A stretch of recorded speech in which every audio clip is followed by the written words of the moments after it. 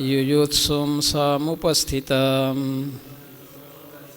सीदन्ति मम गात्राणि मुखं च परिशुष्यति वेपथुश्च शरीरे मे रोमहर्षश्च जायते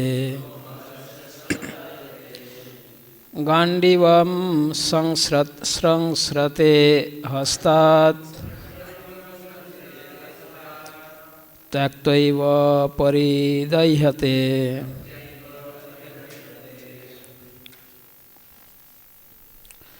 28वें श्लोक में अर्जुन के शब्द से यह स्पष्ट हो रहा है। 28वें श्लोक में 2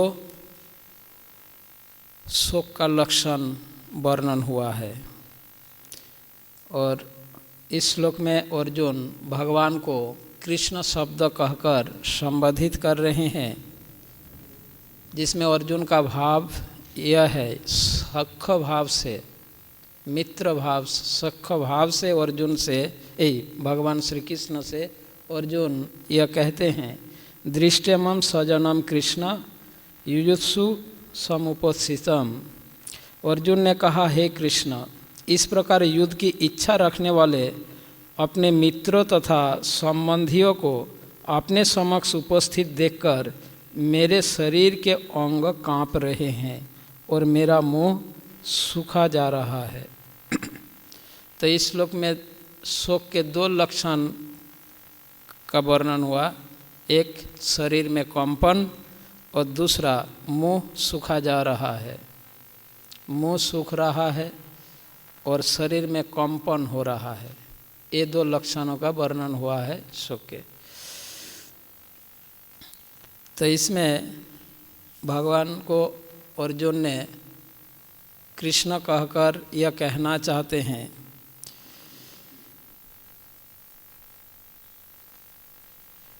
कि सामान्य रूप से मन की बात उन व्यक्तियों को कहा जाता है जो हमारे हृदय के करीब हो। भगवान श्री कृष्ण और अर्जुन में जो संबंध है, इतने घनिष्ठ मित्रता के संबंध है, जिस कारण ये अपनी हृदय की बात, मन की बात, हृदय की बात बता रहे हैं कि हे कृष्ण, इस प्रकार युद्ध की इच्छा रखने वाले अपने मित्र तथा संबंधियों को अपने समक्ष उपस्थित देखकर मेरे शरीर के अंग कांप रहा है ना।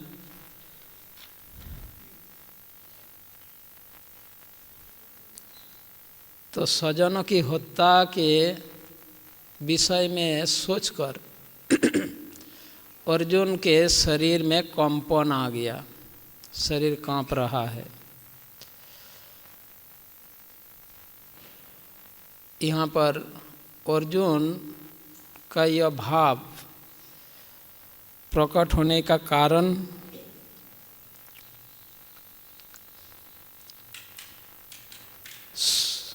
दृष्टमं स्वजनम कृष्ण। स्वजन शब्द का अर्थ होता है निजी जन। स्व मतलब अपना या निजी, और जन शब्द का अर्थ व्यक्ति, अपना निजी जन या अपनों के लिए। जब अपनों के हत्या के विषय में सोचे कि इस युद्ध के परिणाम क्या होगा, अपनों के ही हत्या होगा, तो ये सोच के उनके शरीर में कंपन होने लगा।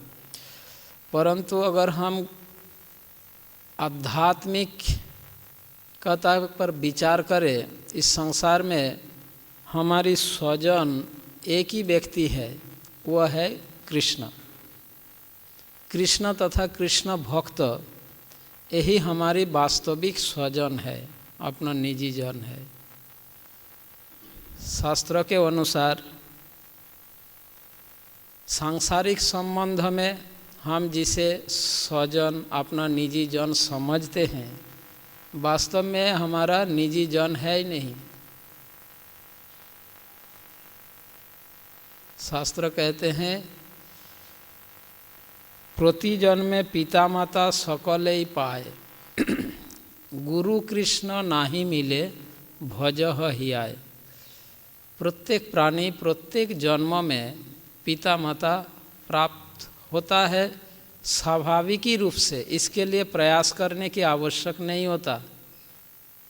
पिता माता प्राप्त करने के लिए जीवात्माओं को प्रयास करने की जरूरत नहीं है, अपने आप प्राप्त हो जाएगा, चाहे किसी भी योनियों में जन्म लाभ क्यों ना हो। परंतु प्रत्येक जन्म में गुरु कृष्ण का प्राप्ति नहीं होता है। इसीलिए आध्यात्मिक दृष्टिकोण से देखा जाए तो शास्त्र यह भी कहते हैं, सही से परम पिता सही से परम बंधु सही पिता माता श्री कृष्ण चरणे जय प्रेम भक्ति दाता। वही हमारी परम मित्र होते हैं, वही माता वही पिता होते हैं जो श्री कृष्ण के चरण कमलों में हमें प्रेम भक्ति प्रदान करते हैं। और वो कौन है? वो है श्री गुरुदेव। श्री गुरुदेव हमारी असली निजी जन स्वजन। तो कृष्ण तथा कृष्ण से जिनका संबंध है वो हमारी स्वजन है वास्तव में। बाकी सांसारिक दृष्टिकोण में जिन्हें हम स्वजन समझते हैं ये हमारा स्वजन है नहीं। इस जन्म में आज जो हमारे पिता माता है, पिछले जन्म में कोई और थे, अगले जन्म में कोई और होंगे, है या नहीं? तो ये हमारा निजी जन नहीं है। हाँ, वही पिता माता होंगे। इसीलिए शास्त्र का कहना है कि पिता माता का कर्तव्य है कि वे अपने संतानों को कृष्ण भावनाम भावित बनाए, कृष्ण भक्त बनाए, तो हजारों संतान उत्पन्न कर सकता है। अन्यथा किसी को पिता या माता बनने का अधिकार नहीं है। यह शास्त्र का ये सब, यद्यपि ये सत्य वचन है, बहुत कड़वी है। संसार में लोगों के बोलोगे, गृहस्थ लोगों को बुरा मान जाएंगे, पर शास्त्र का कहना तो यही है, व्यक्ति को तब पिता या माता बनने का हक है यदि वो अपने संतान को कृष्ण भावनामृत प्रदान करने में समर्थ हो। अन्यथा उन किसी को पिता या माता बनने का अधिकार नहीं है मनुष्य। तो यह इस दृष्टि से विचार करें, हमारा वास्तविक स्वजन भगवान। अर्जुन और कृष्ण के संबंध में ऐसे गहरी मित्रता की संबंध था जिस कारण वो अपना मन की बात बता रहे हैं। श्रील रूप गोस्वामी जी उपदेशामृत में बताते हैं कि प्रीति के लक्षण कितना, 6 प्रकार के विधि हैं। ये तीसरा लक्षण है, प्रीति का लक्षण का तीसरा लक्षण क्या है? गुह्यम आख्याति पृच्छति, है ना? गुह्यम आख्याति, अपनी मन की बात बताना, और पृच्छति, उनकी मन की बात सुनना। चौथा लक्षण भूखते उनको भोजन करवाना और उनसे भोजन करना। भूखते भोजयते, भोजयते उनको भोजन करना और भूखते उनसे भोजन करना। ददाति प्रतिगृह्णाति गुह्यम आख्याति पृच्छति भूखते भोजयते चैव। संसार में लोग श्रद्धालु, जो लोग श्रद्धालु हैं, भगवान के पास आते हैं, भगवान के धाम में आते हैं, भगवान के मंदिर में आते हैं, भगवान की दर्शन करते हैं, पर ये लोग भगवान से रिलेशन बनाना नहीं जानते। यहाँ तक कि कृष्ण भावनामृत में जुड़े हुए भक्तगण भी इस विधि को सही रूप से न जानने के कारण भगवान के साथ वो अपना संबंध स्थापित नहीं कर पाते। रूप गोस्वामी जी यह शिक्षा दिए हैं कि अगर संबंध स्थापित करना हो तो ये 6 विधियां हैं। किसी से रिलेशन बनाना हो तो ये विधि है। उनको कुछ देना चाहिए, उनसे लेना चाहिए, और अपना मन की बात उनको बताना है, उनकी मन की बात सुनना है, उनसे भोजन करना है, उनको भोजन करवाना है।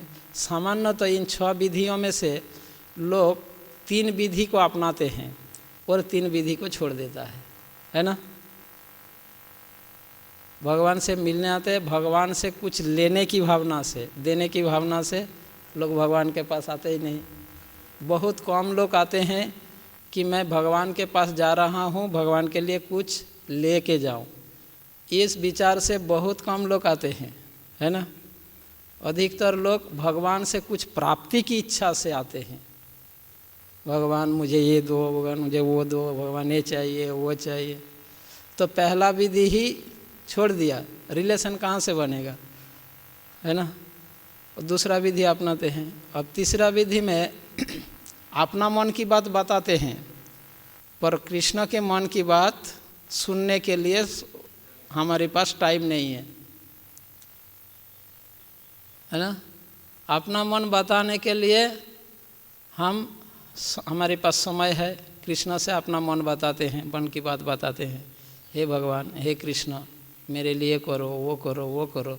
अब कृष्ण कुछ बोलना चाहते हैं, वो सुनने के लिए हमारे पास टाइम नहीं है, तो रिलेशन कहाँ से बनेगा। तो इसलिए हम देखते हैं 3 विधि को अपनाते हैं और 3 विधि को छोड़ देते हैं। भगवान के भोग के लिए कितने लोग लेके आता है भोग सामग्री, पर सभी लोग प्रसाद के लिए आता है, भगवान से भोजन करने के लिए आता है, भगवान को खिलाने के भाव से बहुत कम लोग आते हैं। तो 3 विधि अपनाते हैं और 3 विधि छोड़ देते हैं, इसलिए कृष्ण से हमारा रिलेशन नहीं बन पाते। तो जो भी है, अर्जुन और कृष्ण का यह जो संबंध है, ऐसे प्रीति के संबंध है। तीसरा लक्षण अपना मन की बात बता रहे हैं कि स्वजन के हत्याओं के चिंता से उनका शरीर कांप रहा है। तो यह अर्जुन के शरीर में यह पहला लक्षण है शोक का। श्रील प्रभुपाद यहाँ पर इस श्लोक में सीदंती शब्द का प्रयोग कर रहे हैं, है ना। सीदंती मम गात्राणि मुखम च परिशुष्यति। सीदंती मम गात्राणि, मेरा शरीर, प्रभुपाद जी सीदंती शब्द का अर्थ निकला क्या, सीदंती कांप रहे हैं, है ना।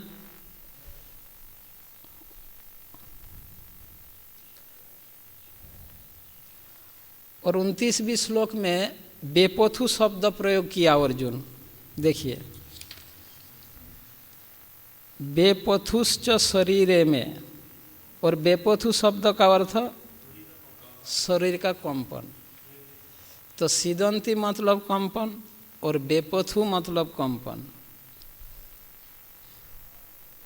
तो एक बार शरीर कांप रहा है बोला, तो दोबारा बेपोथु शब्द प्रयोग करके कांप रहा है, यह बोलने का तात्पर्य क्या है। तो इससे इस बात स्पष्ट हो रहा है, दोनों ही कंपन है, पर कंपन में अंतर है। सीदंती शब्द द्वारा शरीर की जिस कंपन को सूचित किया जा रहा है, यह सामान्य कंपन, और बेपोथु शब्द द्वारा शरीर में जो कंपन हो रहा है एक विशेष कंपन। सामान्य कंपन और विशेष कंपन में क्या आवाज हुई, सामान्य कंपन और विशेष कंपन में अंतर क्या होता है। सामान्य कंपन क्यों होता है शरीर में, कभी कभी शरीर अगर कमजोर हो जाता है, शिथिलता आ जाता है शरीर में, तो शरीर कांपने लगता है। और ऐसे लक्षण का अनुभव हम लोगों का भी है। जब भक्त फास्टिंग करता है, उपवास करता है, तो शरीर में जो उतना स्ट्रांग नहीं होता है, लंबी समय फास्टिंग करने के बाद हाथ पैर कमज़ोर हो जाता है, शरीर ऐसे कांपने लगता है ना। तो यहाँ पर सिदंती शब्द द्वारा जो कंपन का बात बताया, यह अर्जुन का सामान्य कंपन को सूचित करने के लिए, यह सोच के कि सब मृत्यु हो जाएगा इन सभी का, इस बात को सोच के उनका शरीर कांपने लगा। ठीक है, अब 29वें श्लोक में हम बेपोथु शब्द द्वारा जो कंपन, उसको हम 29वें श्लोक में चर्चा करेंगे। तो अर्जुन के मन में जैसे ही यह विचार आया कि इस युद्ध में इन सभी का मृत्यु होगा, और यह सोचकर उनके शरीर कांपने लगा, इस कारण कि वो बहुत बड़ा पाप कर्म करने जा रहा है, इस बात को सोच के वो उनका शरीर कंपन होने लगा। और दूसरा लक्षण इस श्लोक में यह कहा गया, क्या? मुखम च परिशुष्यति, मुखम च परिशुष्यति। परिशुष्यति, परि शब्द का अर्थ चारों ओर से, जैसे हम कहते हैं परिसीमा, परि शब्द का अर्थ चारों ओर से, परिधि, परिसीमा, परिसर, परिचित। तो परि शब्द का अर्थ होता है चारों ओर से।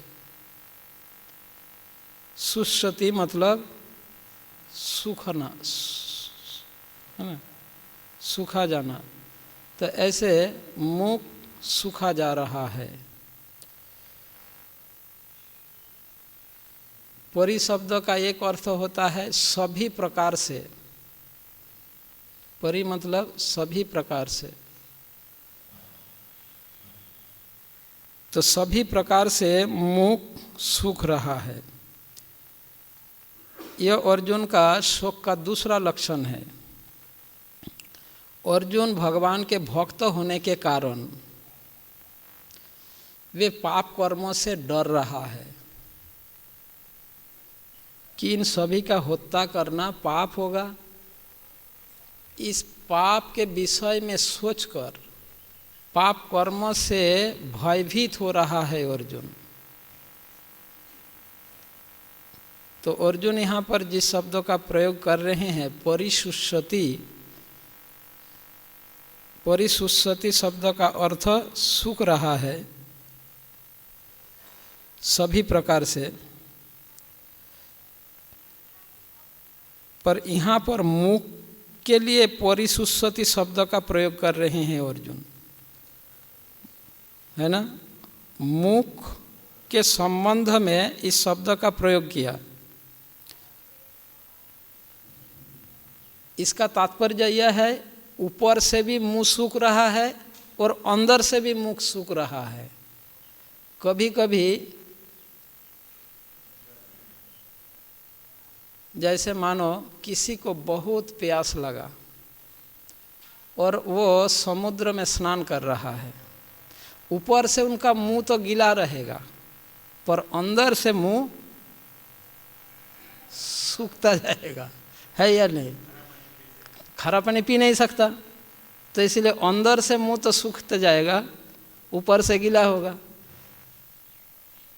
और कभी कभी वो पानी तो पी रहा है पर किसी आज कोई विभत्स दृश्य, कोई भयानक दृश्य देखकर मुंह सिकुड़ जाता है। मानो प्यास तो नहीं है, प्रचंड सर्दी के कारण, तीव्र ठंड के कारण मुंह सूख जाता है या नहीं, हाथ पैर मुंह। पर यहाँ पर अर्जुन मुखम च परिशुष्यति, अंदर से भी सूख रहा है, बाहर से भी सूख रहा है। नहीं, मेरा कहना, मैं तो जब ऊपर से सूखने का मतलब और अंदर से सूखने का मतलब ये समझाने के लिए उदाहरण दिया।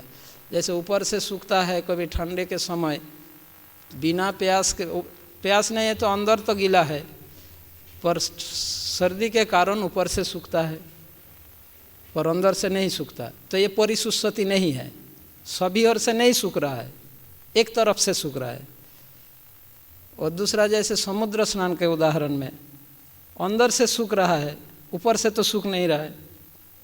पर यहाँ पर अर्जुन परिसुष्यति शब्द का प्रयोग करके यह सूचित कर रहे हैं कि सभी प्रकार से सूख रहा है, अंदर से भी और बाहर से भी, इसीलिए परिसुष्यति शब्द का प्रयोग हुआ।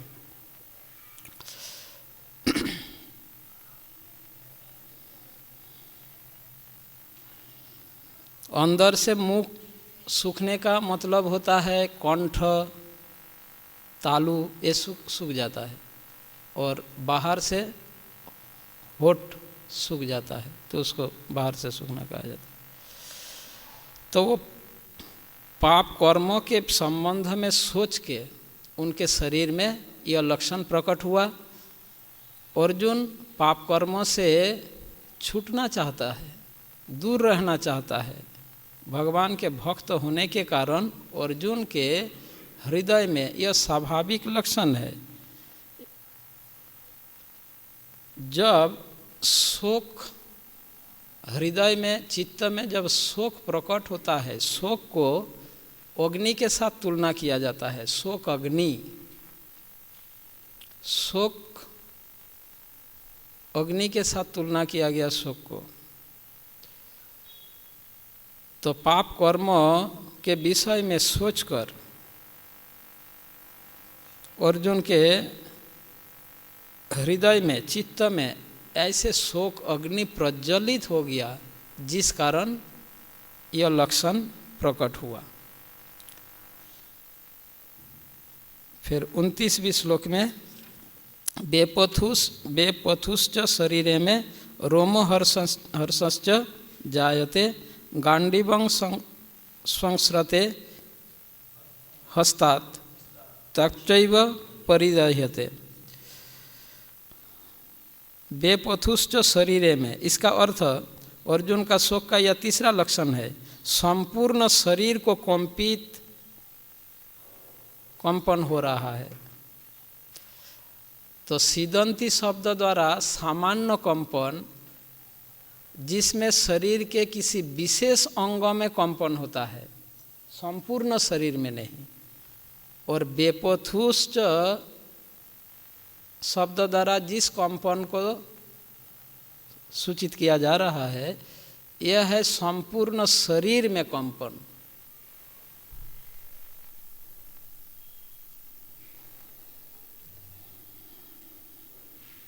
तो अर्जुन भयभीत है स्वजनों के हत्या के विषय में सोच के, और विहल भी हो गए, अभिभूत हो गए इस विचार में, जिस कारण अर्जुन के शरीर में इस समय उसी प्रकार कंपन हो रहा है जिस प्रकार प्रबल वायु जब प्रवाहित होता है तब कदली वृक्ष, केले का जो पेड़ या वृक्ष आदि जिस प्रकार कंपन होता है, ठीक उसी प्रकार कंपन हो रहा है।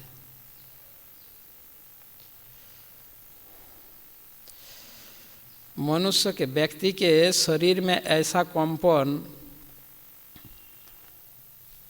अचानक बहुत भारी नुकसान के विषय में, जब उनके सामने, उनके विचार में, उनके नज़र में बहुत बड़ा भारी नुकसान दिखाई देता है, तो व्यक्ति ऐसे कांपने लगता है। व्यक्ति के शरीर में ऐसा कंपन होने लगता है। द्वारका लीला में भगवान श्री कृष्ण माता रुक्मिणी से एक बार परिहास कर रहे थे, और जिस कारण माता रुक्मिणी कंपित होकर गिर गए। तब भगवान ने चतुर्भुज रूप, चारों भुजाओं में प्रकट होकर 2 भुजाओं से माता रुक्मिणी को संभाले, और प्रद्युम्न, रुक्मिणी के पुत्र प्रद्युम्न, प्रद्युम्न बालक था और दो भुजाओं से प्रद्युम्न को संभाले। वो सुंदर लीला है वो। तो हमारी लीला सुनने की टाइम नहीं है, गीता सुनना है ना। क्योंकि रुक्मिणी माता के साथ परिहास में भगवान ने ऐसा कहा था, एक ऐसे बात बताई, तो जिस कारण वो उनका शरीर ऐसे कांपने लगा और मूर्छित हो गए थे। तो बेपथुश्च शरीरे में अर्जुन भावी स्वजनों की भावी हत्या के विषय में सोचकर उनका संपूर्ण शरीर कंपन होने लगा। और रोमहर्षश्च जायते, यह अर्जुन का शोक का चौथा लक्षण, रोमहर्षश्च जायते। यदि वास्तविकता में विचार किया जाए तो यह शोक का लक्षण नहीं है, बल्कि यह भय का लक्षण है। ये जो लक्षणों का वर्णन हो रहा है ना, विशेष रूप से अर्जुन के शरीर में जो रोमहर्षश्च, रोमहर्षश्च का मतलब रोमांच होना, रोंगटे खड़ा हो जाना, शरीर के रोंगटे खड़ा हो जाना, इसको रोमहर्षश्च। रोंगटे खड़ा दो कारण से होता है, एक भय के कारण और एक आनंद के कारण। रोंगटे खड़ा होते हैं व्यक्ति भयभीत होने से या अत्यधिक आनंद हो जाए। भगवत प्रेम के आवेश में भक्त के शरीर में रोमांच होता है ना, रोमांच, कंप, अश्रु। अर्जुन के शरीर में ये जो सारी लक्षण है, ये प्रेम के आवेश में नहीं, भय के कारण है ना। तो वास्तविक विचार किया जाए, ये डर के कारण, भय के कारण ये लक्षण प्रकट हुआ। श्लोक के तात्पर्य में श्रील प्रभुपाद ने लिखा है, रोमांच का वर्णन किया है कि एक आध्यात्मिक कारण से, ऐसा या तो आध्यात्मिक परमानंद के समय या भौतिक परिस्थितियों में अत्यधिक भय उत्पन्न होने पर होता है। भक्त क्लास से बार बार उठकर क्यों जाता है? अरे अभी तो आया, 2 मिनट भी तो नहीं हुई।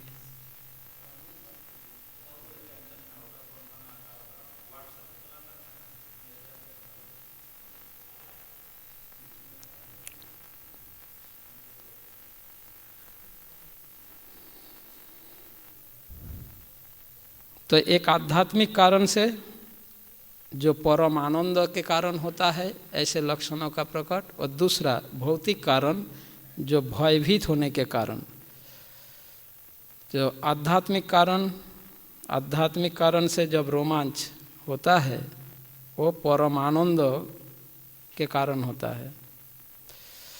फिर 5वां लक्षण इस श्लोक में बताया गया, गांडीवम संस्रते हस्तात्, हाथ से गांडीव गिर रहा है, खिसक रहा है, सरक रहा है, ऐसे गांडीव धनुष। तो अर्जुन के यह शोक का 5वां लक्षण है। इस लक्षण का नाम शास्त्र के भाषा में स्तंभन कहा जाता है। गांडीव संस्रते, हाथ से गांडीव छूटा जा रहा है, सरक रहा है, ऐसे।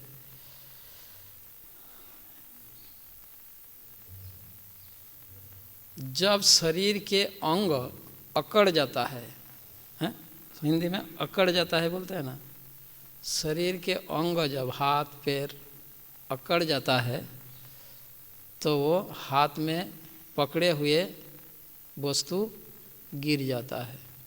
शिथिल हो जाने के कारण हाथ पैर शिथिल हो जाता है, अंग प्रत्यंग शिथिल हो जाता है।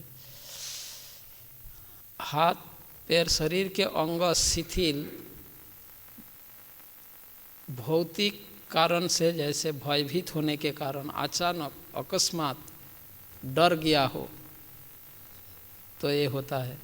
दूसरा कारण भौतिक कारण से, जो दूसरा भौतिक कारण यह होता है, अगर व्यक्ति नींद में चला गया, सो गया, तो उसका हाथ पैर शिथिल हो जाएगा। अर्जुन तो यहाँ सो नहीं रहे ना, हम जप करते करते जब नींद आ जाता है ना, माला हाथ से छूट जाता है ना।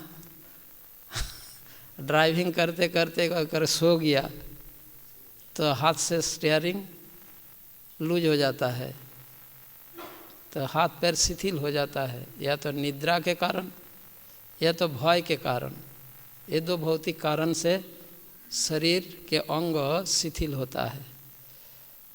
तो अर्जुन सो तो नहीं, हो तो गुड़ा केस पहले कह दिया, सो तो नहीं रहा है ना, निद्रा जयी है, और बात चल रहा है तो कैसे सो सकता है। पर व्यक्ति, कोई कोई संसार में ऐसे व्यक्ति होता है खाते खाते भी सो जाता है।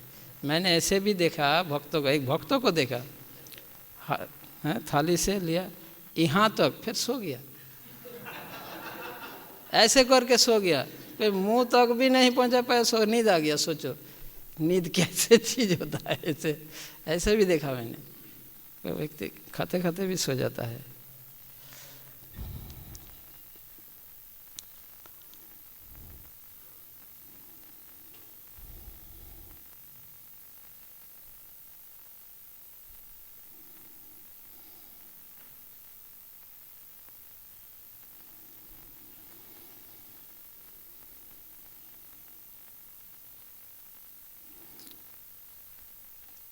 तो यहाँ पर गांडीव, धनुष, उनके हाथ से, मतलब हाथ शिथिल होने के कारण गांडीव धनुष हाथ से गिर गया। गांडीव धनुष से अर्जुन का अत्यधिक प्रेम था, है ना।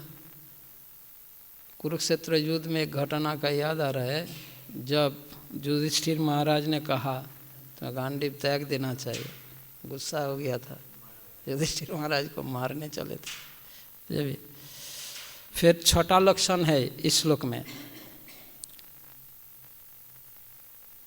तच्चैव परिदह्यते, अर्थात त्वचा में जलन हो रही है।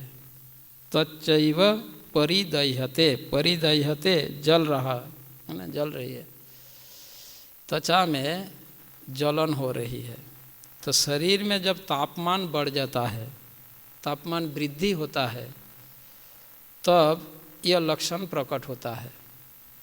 जब व्यक्ति को बुखार चढ़ जाता है, फीवर आ जाता है ना, तो शरीर के त्वचा जैसे जलने लगता है, ऐसा महसूस होता है। तो शरीर के तापमान बढ़ने से यह लक्षण होता है। और यह तापमान किसके कारण? शोक अग्नि के कारण, हृदय में शोक अग्नि प्रज्वलित हो गया, और जिस कारण यह है। तो दो कारण से शोक, दो कारण से हृदय में प्रकट होता है, एक आध्यात्मिक कारण, एक भौतिक कारण। आध्यात्मिक कारण भगवान तथा भगवान के भक्तों के विरह शोक। जब भक्तों के हृदय में भगवान की तथा भगवान की भक्तों की विरह शोक प्रकट होता है, तो उनका शरीर का तापमान बढ़ जाता है। और दूसरा, किसी भौतिक या सांसारिक वियोग के कारण शोक, मतलब वियोग के कारण शोक उत्पन्न होता है, आध्यात्मिक या भौतिक।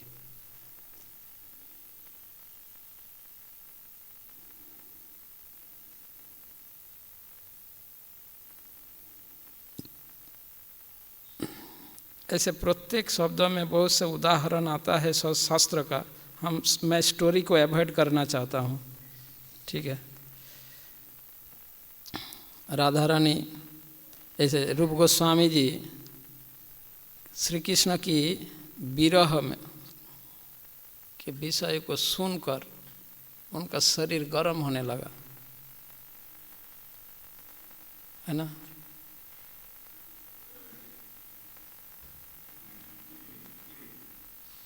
एक भक्त ने रूप गोस्वामी जी के शरीर को टच किया, उसका अंगुली जल गया, ऐसा लीला है।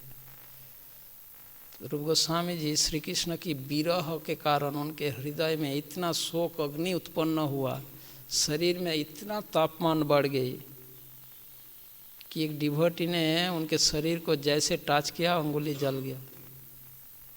सोचो, इतना ताप अग्नि, शोक अग्नि इतना प्रबल होता है। भौतिकता के कारण यदि लक्षण यदि दिखाई पड़ती है शरीर में, तो समझना चाहिए वो बंधन का कारण है। और यदि आध्यात्मिक कारण से ऐसे लक्षण प्रकट होता है किसी में, तो समझ लेना चाहिए वो व्यक्ति मुक्तात्मा है, महापुरुष है ना। यदि किसी भौतिक कारण से शरीर में ऐसा लक्षण प्रकट होता है, तो उनका बंधन का कारण बनने वाला है। भगवान यहाँ पर अर्जुन एक भौतिकतावादी व्यक्ति का भूमिका निभा रहे हैं, और ये जो कारण दर्शाया जा रहा है ये भी भौतिक कारण से दर्शाया जा रहा है। तो इसीलिए भगवान अर्जुन को इस प्रकार बंधन का प्राप्ति न हो, आगे चलकर वही शिक्षा दे रहे हैं। नहीं तो इन चीज़ों से बंधन का, ये सारी बंधन का कारण बन जाता है। पर यदि किसी व्यक्ति में आध्यात्मिक कारण से ऐसे लक्षण प्रकट हो, तो वो एक महापुरुष है, वो कोई बंधन का कारण नहीं है। भगवान चैतन्य महाप्रभु के शरीर के लक्षणों को देखकर सार्वभौम भट्टाचार्य पहचान गए। बाकी सभी लोग, जगन्नाथ देव के पुजारियों, बाकी सभी लोग समझा एक पागल व्यक्ति होंगे, भावुक होंगे, कोई समझ नहीं पाए। पर सार्वभौम भट्टाचार्य इन लक्षणों को देखकर समझे नहीं, ये किसी सामान्य मनुष्य में ऐसा लक्षण संभव नहीं, एक महापुरुष होंगे। तो उठाकर अपने घर में ले गए। श्लोक संख्या 30।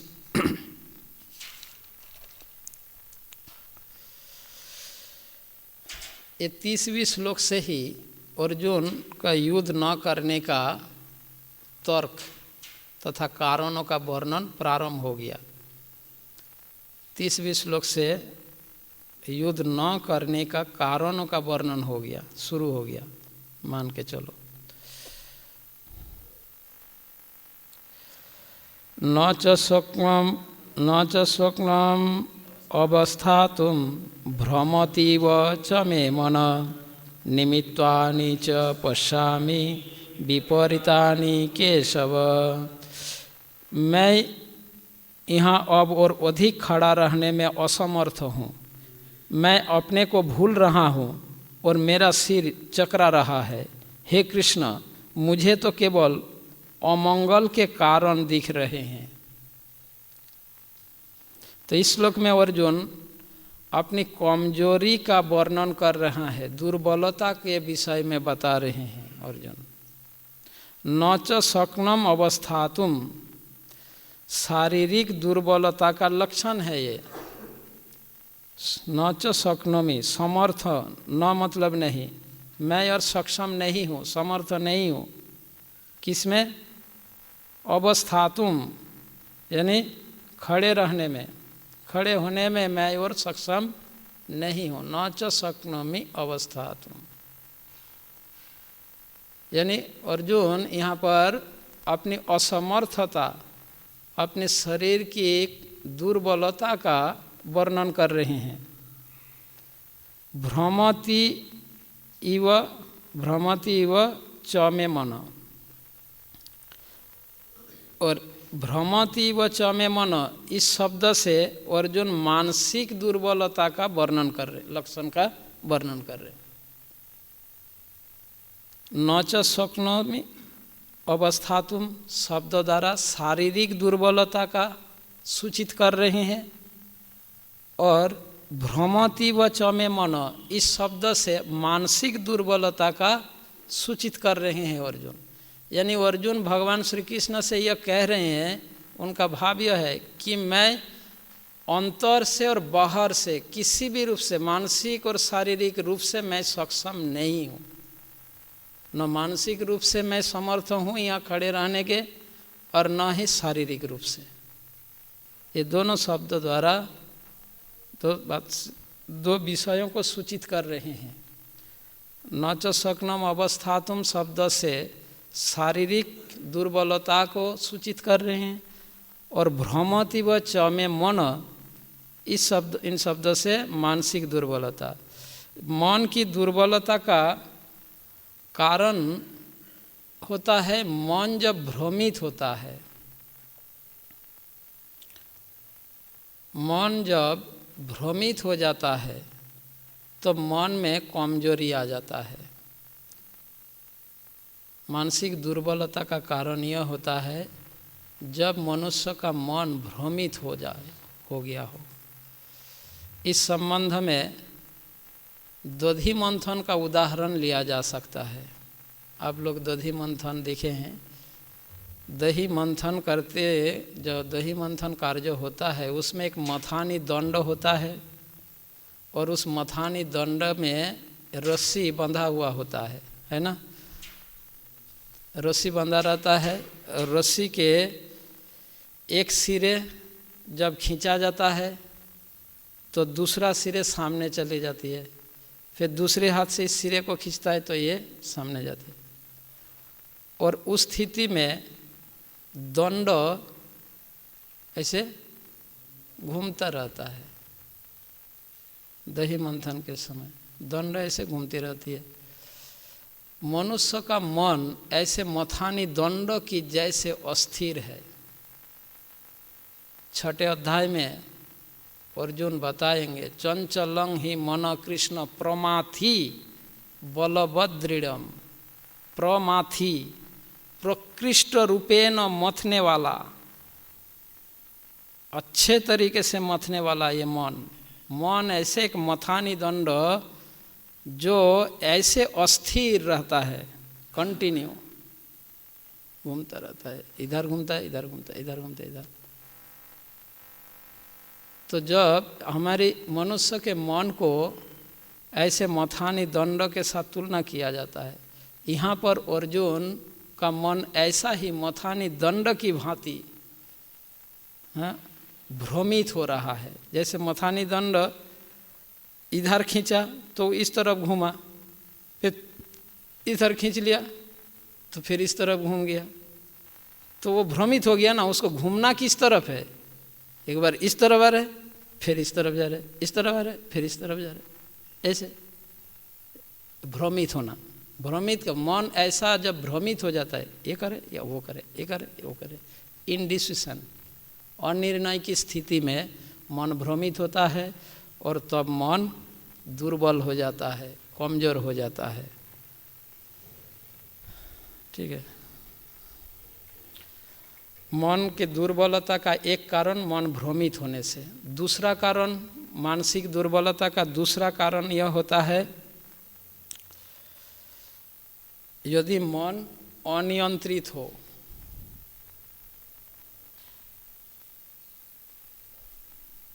मन यदि अनियंत्रित हो तो मानसिक रूप से दुर्बल होंगे वो व्यक्ति।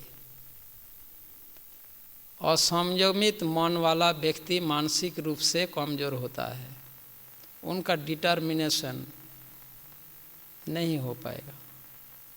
पर जो अपने मन को संयमित करता है वो मानसिक रूप से बहुत स्ट्रांग होता है, उनका डिटर्मिनेशन बहुत दृढ़ होता है, बहुत स्ट्रांग होता है।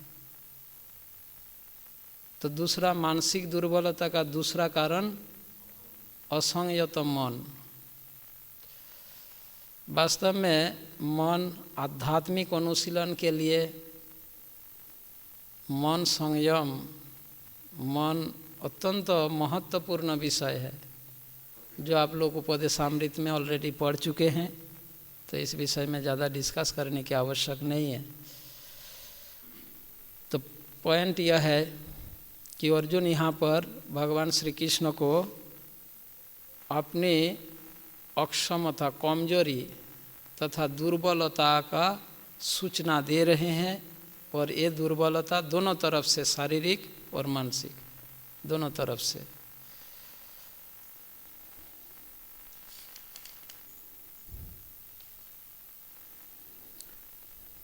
निमित्तानि च पश्यामि विपरीतानि केशव।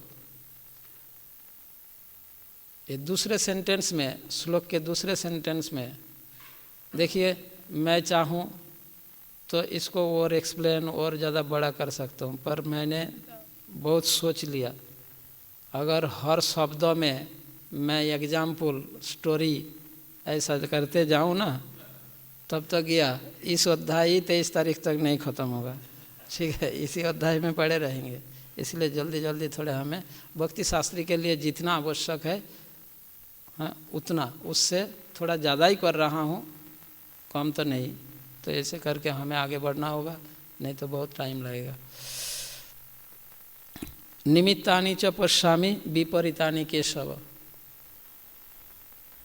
अर्थात अर्जुन यह कह रहे हैं इस शब्द, इस दूसरे सेंटेंस में भगवान ने, अर्जुन ने कहा, जिस कारण हम युद्ध कर रहे हैं वे अच्छे नहीं हैं, इसका परिणाम मुझे उल्टा दिख रहा है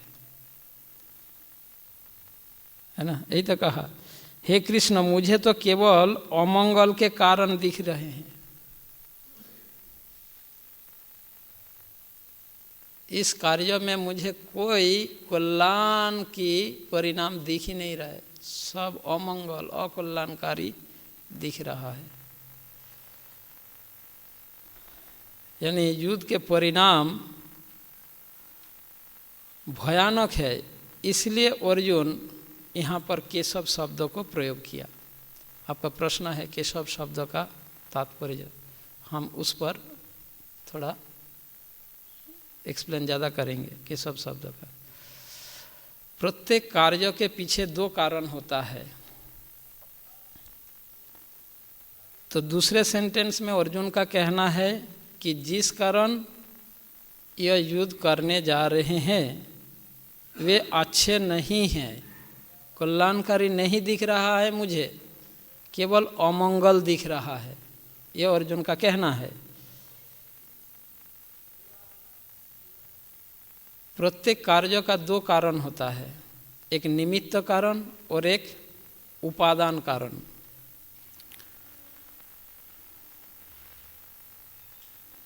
निमित्त कारण और उपादान कारण। इस युद्ध में पहले निमित्त और उपादान को समझना है, तो इस युद्ध का दो कारण भी समझ आएगा। निमित्त, जैसे मानो कुम्हार मिट्टी की जो घड़ा मटका बनाते हैं, इसका निमित्त कारण कौन है? कुम्हार है। कुम्हार के निमित्त ही ये मटका बना, और उपादान कारण है मिट्टी, चक्का, हाँ, पानी, ये सारी उपादान कारण है। ठीक उसी प्रकार निमित्त कारण, इस युद्ध का निमित्त कारण है आपसी कलह, आपसी कलह, राज्य सुख भोगने की इच्छा, ये निमित्त कारण है। ऐसे और भी निमित्त कारण है। और उपादान कारण यहाँ पर है अस्त्र शस्त्र, सेनाएं, हथियार आदि, ये सभी युद्ध का उपादान कारण। अब अर्जुन युद्ध के परिणाम पर विचार करते हुए इतने भयभीत हो गए कि उसने भगवान को केशव कहकर संबोधित किया। यहाँ केशव कहने का तात्पर्य यह है, केशव शब्द कहकर यह सूचित कर रहे हैं अर्जुन कि इस युद्ध का परिणाम अत्यंत भयानक होगा। भगवान श्री कृष्ण के दूसरा नाम प्रयोग क्यों नहीं किया, केशव क्यों किया? क्यों केशव शब्द के अनेक अर्थ होता है। तो अर्जुन यह केशव कहकर अपना यह भाव व्यक्त करना चाहते हैं। केशव, भगवान का केशव नाम कोई कारण से केशव नाम पड़ा है। केसी नामक दानव को दस्यु को हत्या किए, ऐसे भयानक दस्यु को हत्या किए। तो अर्जुन का कहने का तात्पर्य यह है कि आपने तो केसी दानव को मारकर केशव नाम से विख्यात हुए, संसार को भयानक असुर के हाथ से रक्षा किए। पर मुझे जिनको मारने के लिए कह रहे हैं, ये तो मेरा गुरु है, मेरे पितामह है, मेरा स्वजन है, इनको मेरे हाथ से मारवा कर आप संसार का कौन सा कल्याण करना चाहते हैं? केसी को मारकर आपने संसार का कल्याण किया। भयानक असुर, ये ऐसा कोई भयानक असुर नहीं है केसी जैसे, केसी दानव जैसे भयानक असुर थोड़ी है ये। इसलिए केशव, उनका केशव कहकर संबोधित करने का एक मतलब यह है, यह भाव है। वैष्णव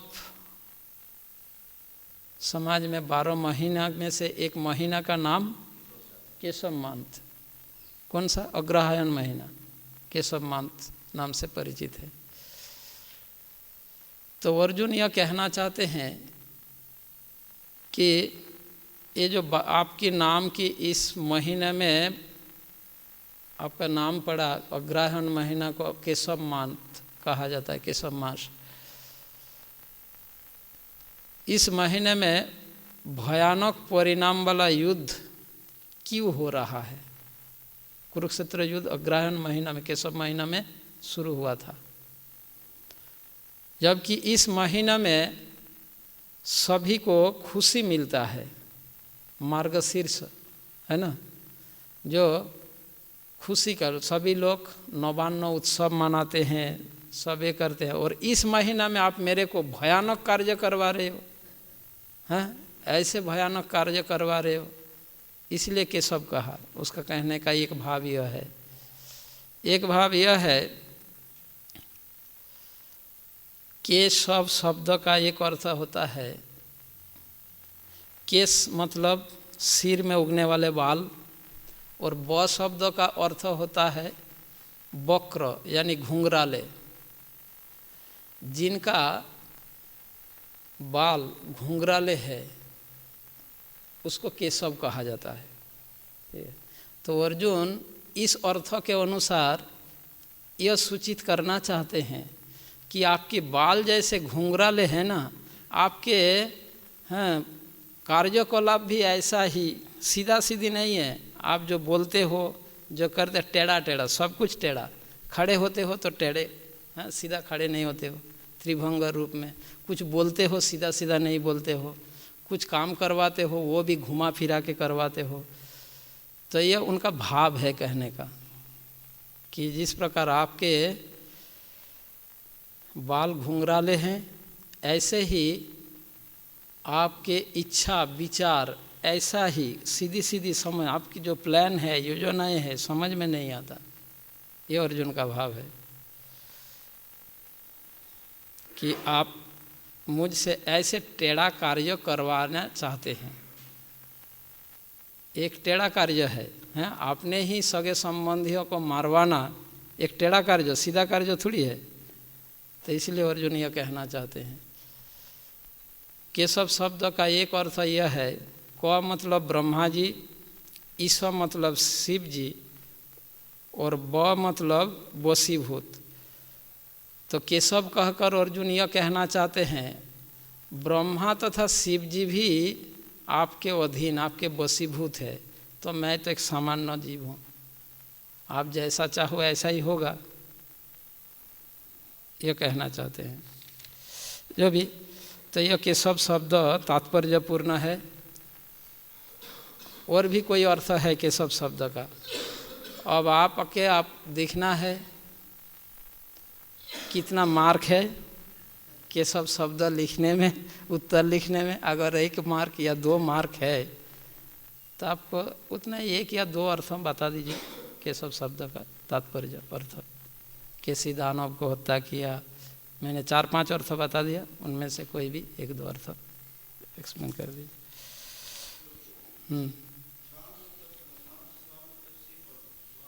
स नहीं, क प्लस ईश प्लस व। क मतलब ब्रह्मा, ईश मतलब शिव और ब मतलब वशीभूत। ब्रह्मा तथा शिव जी जिनके वशीभूत है।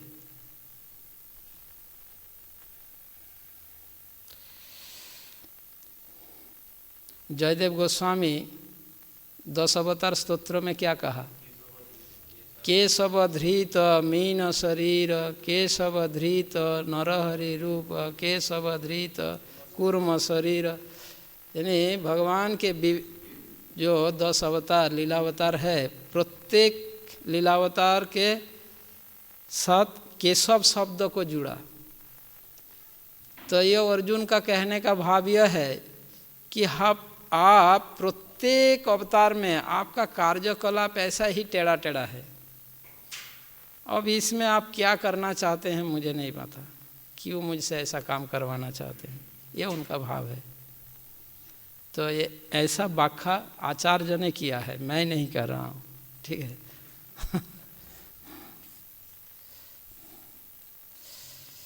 श्लोक संख्या 31। न च श्रेयोनुपश्यामि हत्ता स्वजनम आहवे, न कांक्ष विजयम कृष्ण न च राज्यम सुखानि च। हे कृष्ण, इस युद्ध में अपने ही स्वजनों का वध करने से न तो मुझे कोई अच्छाई दिखती है और न मैं उसमें किसी प्रकार की विजय, राज्य या सुख की इच्छा रखता हूँ। न च श्रेय अनुपश्यामि, मुझे कोई श्रेय नहीं दिख रहा है। श्रेय का अर्थ जो प्रारंभ में, श्रेय मतलब प्रारंभ में कष्टदायक, विषवत, परिणाम में अमृत मधुर, उसे श्रेय कहते हैं। और प्रेय मतलब प्रारंभ में सुखदायक और अंत में परिणाम में दुखदायक, वो है प्रेय।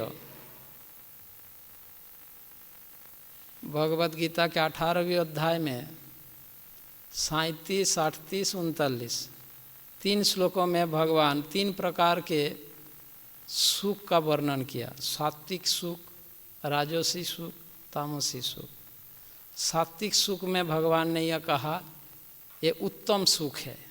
सात्विक सुख को उत्तम सुख यानी शुरू में कष्टदायक और अंत में अमृत जैसे, शुरू में विषवत क्लेशकर, अंत में सुखकर।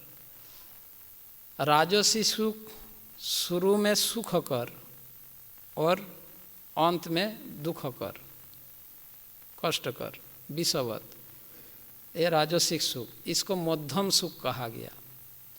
और तामसिक सुख शुरू में और अंत में दोनों में ही शुरू में और अंत में दोनों में ही मोह से ढका रहता है, मोह उत्पन्न करने वाला होता है। और यह सुख तामसिक सुख है, सबसे निकृष्ट, और यह उत्तम, मध्यम और अधम सुख है तामसिक सुख। जब तो श्रेय और प्रेय, हमारा मन और इंद्रिय श्रेय नहीं चाहता, प्रेय चाहता है। स्वाभाविक रूप से मनुष्य का मन श्रेय नहीं चाहता, वो प्रेय को चाहता है। श्रेय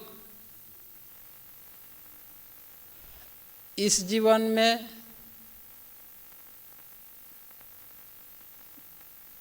श्रेय का प्रभाव तथा परिणाम बहुत कम मिलेगा, पर अगले जीवन में श्रेय मिलेगा। पर प्रेय इसी जीवन में और यहीं इसी जीवन में खत्म भी हो जाएगा। ये अंतर है श्रेय और प्रेय में। प्रेय रजोगुण से होता, रजोगुणी, पर श्रेय सतोगुणी होता है। मनुष्य जीवन का विशेषता यही है कि व्यक्ति श्रेय का कामना करे, श्रेय प्राप्ति के लिए प्रयास करे। यही मनुष्य जीवन की विशेषता है, मनुष्य जीवन की यही महत्ता है। यदि मनुष्य शरीर पाकर कोई श्रेय प्राप्ति की प्रयास न करे तो वो पशु के समान माने जाते हैं। वैष्णव आचार्य जो वैष्णव गीत में बताते हैं, ये मन किलागी आईली भवे, एमन जनमे हरिना भजिली सेतुई मानुष कबे। ऐसा मनुष्य शरीर पाकर भगवान श्री हरि का भजना नहीं किया तो तुम मनुष्य कहलाने योग्य नहीं है। वैष्णव गीत में यह बताया गया, आचार्य बताते हैं, मानुष आकार होइले कि हय करह भूतेर काम, नहिले बदने केन ना बलह श्री कृष्ण गोविंद नाम। दिखने में मनुष्य आकृति होने से क्या होगा, कार्यकलाप भूतों की जैसा है। उसका मतलब मीनिंग ऐसा है, मानुष आकार होइले कि हय करह भूतेर काम। दिखने में मनुष्य जैसा है पर कार्यकलाप भूतों की जैसे। भूत का कार्यकलाप क्या होता है, जहाँ भगवान की कथा चर्चा होगा वहाँ से वो भाग जाएगा।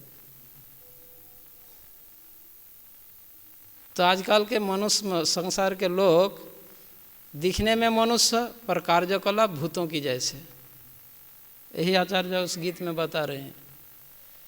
तो मनुष्य जीवन की सफलता उसी में है यदि व्यक्ति श्रेय के लिए प्रयत्न करता है, श्रेय प्राप्ति के लिए प्रयास करता है, अन्यथा वो पशु के समान है।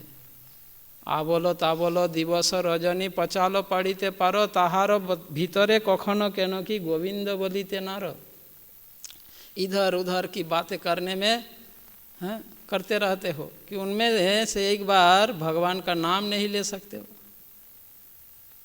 इस प्रकार से आचार्य हमें इस गीत, ऐसे गीत से हमें यह शिक्षा दे रहे हैं कि एक भक्तों को, साधक भक्तों को अपने मन को किस प्रकार से ट्रेन करना चाहिए, प्रशिक्षित करना चाहिए, अपने मन को कैसे प्रशिक्षण देना चाहिए। जो व्यक्ति 4 प्रकार के पाप कर्मों में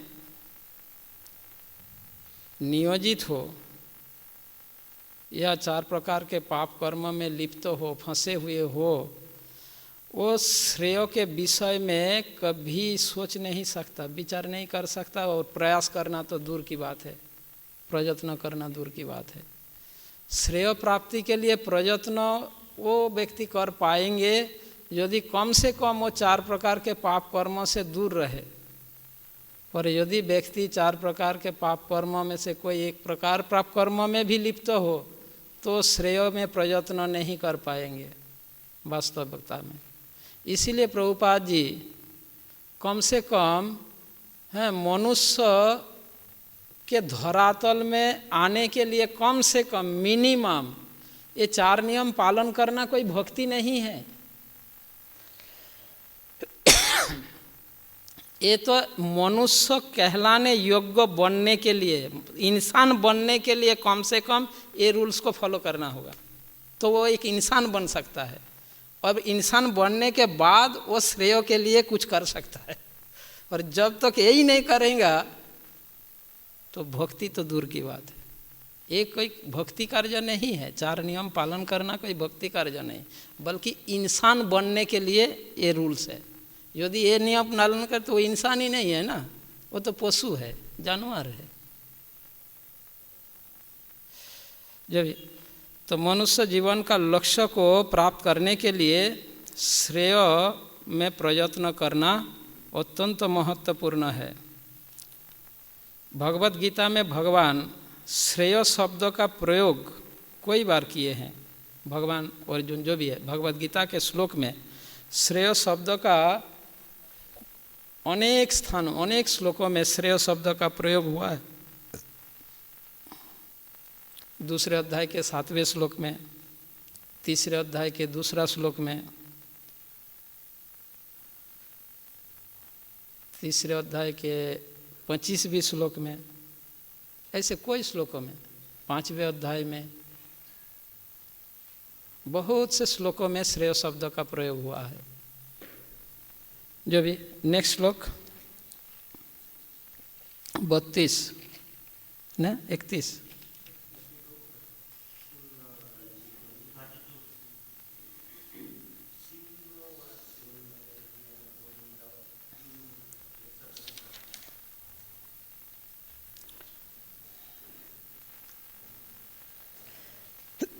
तो न च श्रेयम अनुपश्यामि हत्ता स्वजनम आहवे।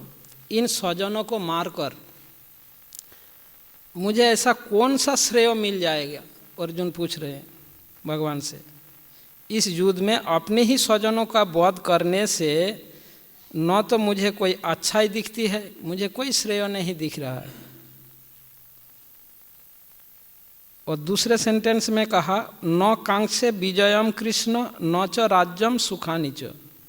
न कांक्षे विजयम कृष्ण न च राज्यम सुखानि च, अर्थात मैं न तो विजय ही चाहता हूं और न ही राज्य सुख चाहता हूं।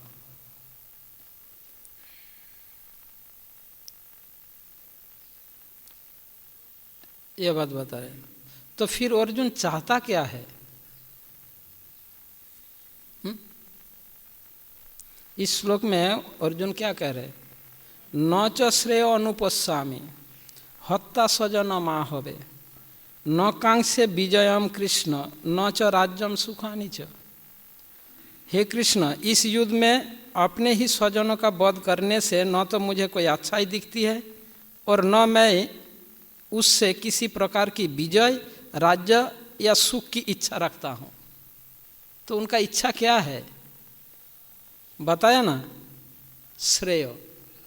अर्जुन श्रेय चाहता है, इसलिए भगवान से वो पूछ रहे जो मेरे लिए श्रेय है वो बताओ, है ना। एक बार नहीं, कई बार पूछा भगवान से, आप मुझे भ्रमित कर रहे हो। हाँ, मैं भ्रमित हो रहा हूँ, मुझे समझ में नहीं आ रहे, आप सीधे सीधे बताओ जो मेरे लिए श्रेय होगा, जो मेरे लिए कल्याणकारी। मैंने तो राज्य सुख चाहता हूँ और न राज्य चाहता हूँ न सुख चाहता हूँ, पर आप बता दो मेरे लिए जो कल्याणकारी है वो बताओ। ये अर्जुन का भाव है। नेक्स्ट 32 से 35वीं श्लोक तक एक साथ है। किंग न राज्य न गोविंद किंग भोगोय जीवितेन वा ये सामर्थ कांक्षिताम राज्य भोगाम सुखानि च न इमे अवस्थिता युद्धे प्राणम त्यक्त्वा धनानि च आचार्या पितर पुत्रा तथैव च पितामहा मातुला श्वशुरा पुत्र स्वला संबंधिनस्तथा एतान्न हन्तुमिच्छामि दत्तोऽपि मधुसूदन अपि त्रैलोक्यराज्यस्य हेतो किंग्नो मही कृते निहत्तधार्त राष्ट्रान्न का प्रीति सज्जनार्दन। अनुवाद, हे गोविंद, हमें राज्य सुख अथवा इस जीवन में क्या लाभ, क्योंकि जिन सारे लोगों के लिए हम उन्हें चाहते हैं वे ही इस युद्ध भूमि में खड़े हैं। हे मधुसूदन, जब गुरुजन, पितृगण, पुत्रगण, पितामह, मामा, ससुर, पुत्रगण, साले तथा अन्य सारे संबंधी अपना अपना धन एवं प्राण देने के लिए तत्पर है और मेरे समक्ष खड़े हैं, तो फिर मैं इन सब को क्यों मारना चाहूँगा, भले ही वे मुझे क्यों ना मार डाले। हे जीवों के पालक, मैं इन सबों से लड़ने को तैयार नहीं, भले ही बदले में मुझे तीनों लोग क्यों ना मिलते हो। इस पृथ्वी की तो बात ही छोड़ दें, भला धृतराष्ट्र के पुत्रों को मारकर हमें कौन सी प्रसन्नता मिलेगी। तो इन 4 श्लोकों में अर्जुन ने अपनी भौतिक आसक्ति का वर्णन कर रहे हैं। वास्तव में यदि अर्जुन की बात को हम गहराई से विचार करेंगे तो यह बात समझ आएगा कि अर्जुन भौतिक आसक्ति का वर्णन कर रहे हैं इन श्लोकों में। दिखने में लग रहा है, सुनने में लग रहा है ये बहुत ही विरक्त है, बहुत वैरागी है ना।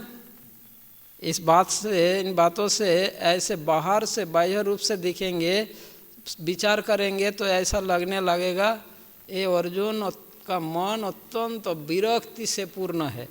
पर यदि गहराई से विचार करेंगे तो समझ आएगा ये भौतिक आसक्ति का ही वर्णन कर रहे हैं।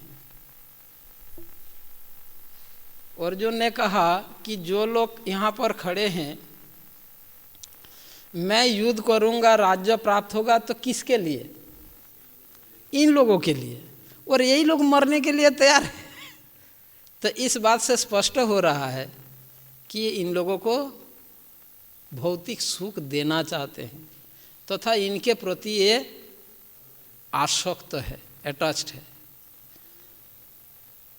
2 प्रकार के, एक स्वयं, एक मतलब स्थूल उदाहरण देता हूँ। कुछ लोग होते हैं खाकर सुखी होते हैं, कुछ लोग खिलाकर सुखी होते हैं ना। जैसे भोजन करवा के कुछ लोगों को बहुत सुख मिलता है, आनंद होता है, और कुछ लोग भोजन करके सुखी होते हैं, खुश होते हैं, है ना। आप दोनों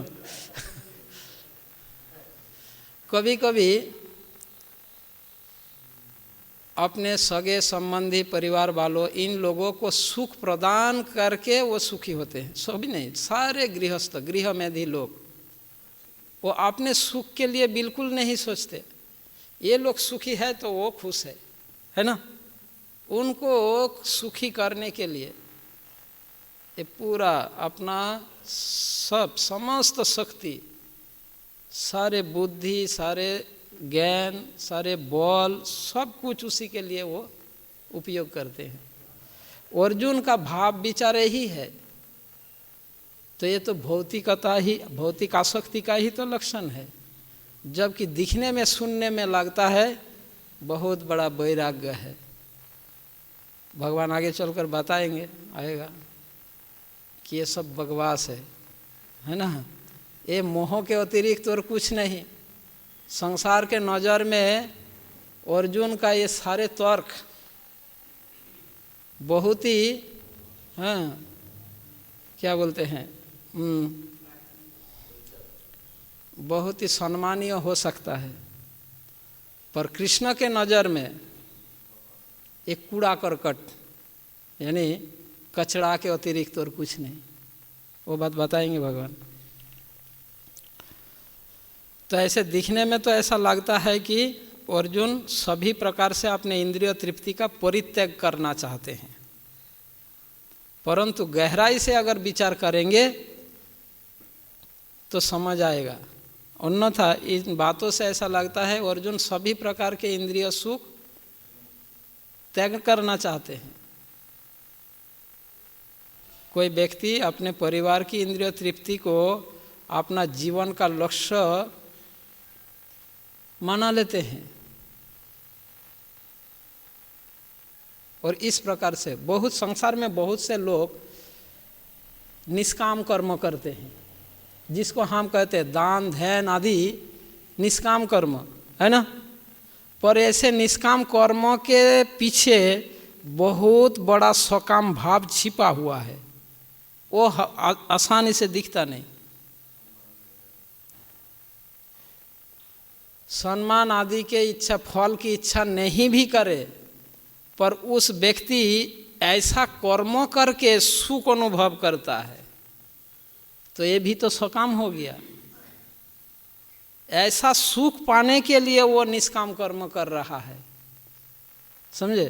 बदले में कुछ पाने की इच्छा ना रखकर समाज में दान ध्यान आदि कार्य करते हैं, जो बाहर से दिखने में लगता है कि ये बिल्कुल निष्काम व्यक्ति है, किसी भी प्रकार के प्रत्याशा किए बिना यह कार्य कर रहा है, पर यदि गहराई से देखा जाए तो पता चलेगा कि उनके उस कार्य करके उन्हें सुख मिलता है, वो सुख पाने के लिए वो कार्य कर रहे हैं। एक कर्म इतना सूक्ष्म, कर्म तत्व बहुत ही सूक्ष्म होता है। इसलिए गीता में भगवान ने कहा किम कर्म किम अकर्मेति कवयोऽपि अत्र मोहिता। विद्वान विचारवान व्यक्ति भी कर्म तत्व को समझ नहीं पाता, भ्रमित हो जाता है। ये बहुत ही सूक्ष्म विषय होता है जो भी। तो यहाँ पर अर्जुन का बातों को ऊपर से दिखने में ऐसा लग रहा है कि वो इंद्रिय तृप्ति से त्याग करना चाहता है, इंद्रिय तृप्ति को।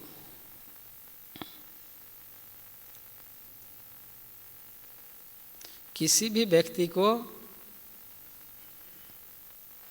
अपने परिवार के लिए, समाज के लिए, देश के लिए उनको इंद्रिय सुख प्रदान करना ही जीवन का लक्ष्य नहीं मान लेना चाहिए। यह वैदिक शास्त्र का कहना है, सिद्धांत है। किसी भी बुद्धिमान व्यक्ति को संसार में जो लोग भौतिकतावादी लोग इसी को जीवन का लक्ष्य माना लेते हैं, लक्ष्य बना लेते हैं इसको कि मेरा जीवन का लक्ष्य इन लोगों को खुश करना, सुखी करना। कल बताया था ना, अनित्य संबंध को नित्य संबंध समझकर आसक्त होना, ये मोह के अतिरिक्त और कुछ नहीं। हाँ, क्या बता रहे?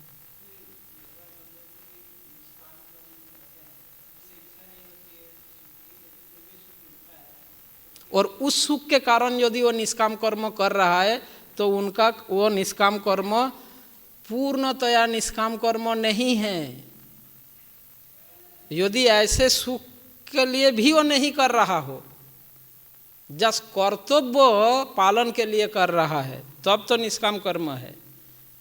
पर यदि ऐसा निष्काम कर्म करके, दान ध्यान आदि करके उनको अच्छा लगता है इसीलिए वो कर रहा है, तो वो भी सकाम ही हो गया। समझ पाए?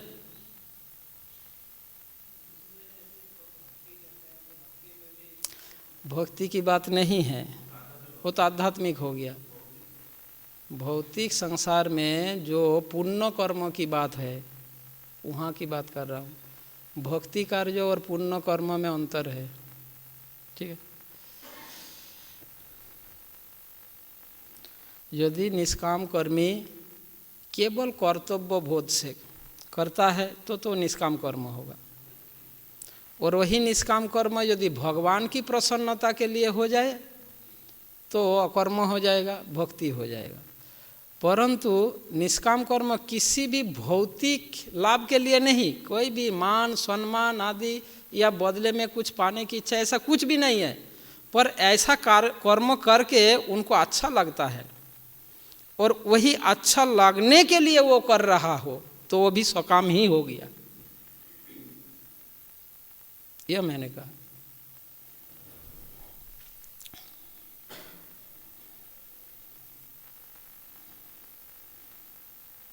तो यहाँ पर अर्जुन का इच्छा, अर्जुन क्या कर रहे हैं? वे अपने परिवार की इंद्रिय तृप्ति चाहता है ना। तो जिससे यह स्पष्ट हुआ, ये भौतिक यद्यपि ऊपर से दिखने में लग रहा है कि ये इंद्रिय तृप्ति से दूर होना चाहते हैं, जबकि उनके अंदर इंद्रिय तृप्ति सम्मिलित है। श्रीमद् भागवत के 5वें स्कंद में भगवान ऋषभ देव का उक्ति आप पढ़ेंगे, वो श्लोक है ना, नायम देह देहे भाजम है। उस श्लोक के तात्पर्य में प्रभुपाद जी इस विषय को स्पष्टीकरण किया है। आप इसको और एक्सप्लेनेशन चाहिए तो वो श्लोक का तात्पर्य पढ़िए, इसी से रिलेटेड है, इस पॉइंट से कि संसार के लोग परिवार को इंद्रिय तृप्ति प्रदान करने के लिए उसी को जीवन का लक्ष्य बना लेते हैं। अर्जुन के बातों में वही सूचित हो रहा है।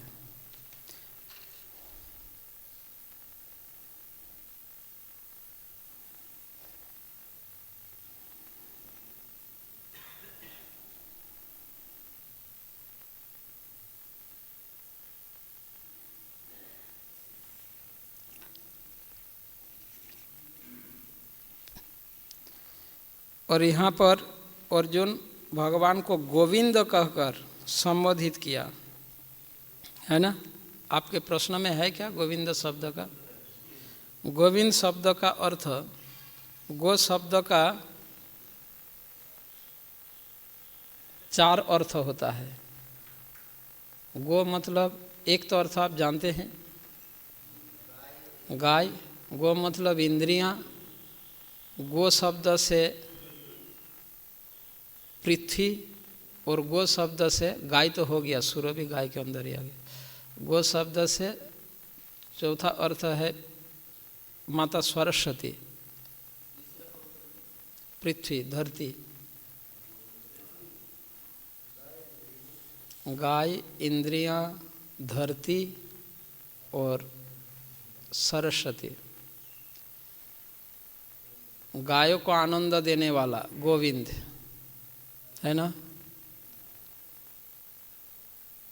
इंद्रियों को आनंद देने वाला इसीलिए गोविंद। माता सरस्वती को आनंद देने वाला। श्री कृष्ण को प्रसन्न करने से माता सरस्वती प्रसन्न होते हैं, ऐसा बहुत उदाहरण है। ठीक है। ऐसे गाय को प्रसन्न करने से कृष्ण प्रसन्न होते हैं ना। कृष्ण को प्रसन्न करने से गोमाता भी प्रसन्न होते हैं। कृष्ण को प्रसन्न करने से हमारी इंद्रियां भी प्रसन्न हो जाते हैं। ऐसे कृष्ण प्रसन्न होने से माता सरस्वती भी प्रसन्न होते हैं। पृथ्वी भी प्रसन्न होती है, ऐसा भी उदाहरण है शास्त्र में। प्रत्येक अर्थ में एग्जाम्पल है, मैं अवॉइड कर रहा हूँ। ठीक है। आपको तो गो शब्द का अर्थ लिखना है भक्ति शास्त्री में, गोविंद शब्द का अर्थ लिखना है, बस उतने में सीमित रहो, नहीं तो ये गीता वो कभी ख़त्म नहीं होगा।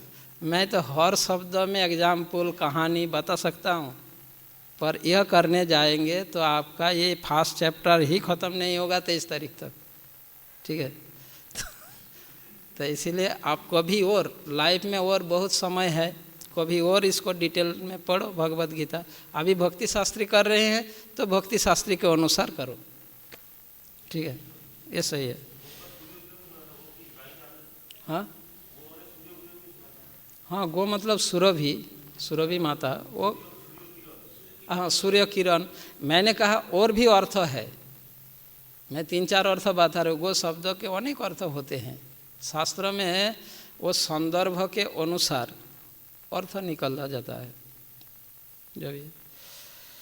फिर तीसरा पॉइंट है इसमें, मधुसूदन शब्द आया। अर्जुन भगवान को मधुसूदन कहकर संबोधित किया। मधुसूदन शब्द का अर्थ मधु नामक असुर को वध करने वाला। सूदन मतलब वध करने वाला, और मधु शब्द से मधु नामक असुर। मधु नामक असुर का